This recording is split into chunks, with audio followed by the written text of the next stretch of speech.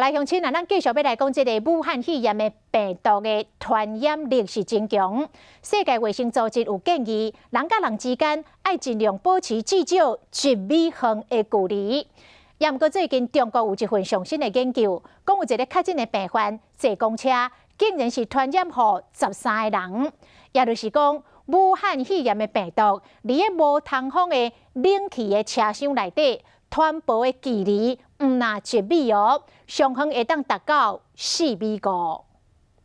公车上乘客肩并肩坐，可能成了武汉肺炎传播温床。现在中国还有专家表示，新型冠状病毒最远可以传播达到4.5公尺。 进前的湖南省就发生确诊的个案，一公车，据说讲公车的关系人总共13个人围着，伫无通风空间传播新冠病毒到底有偌恐怖？中国有研究机制的。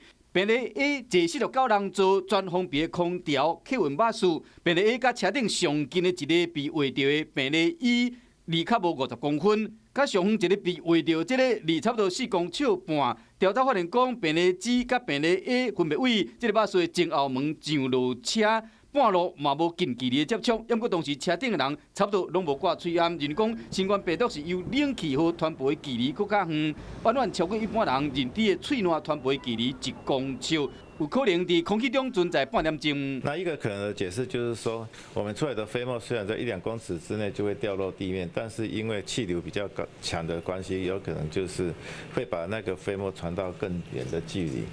另外一个因素就是接触传染。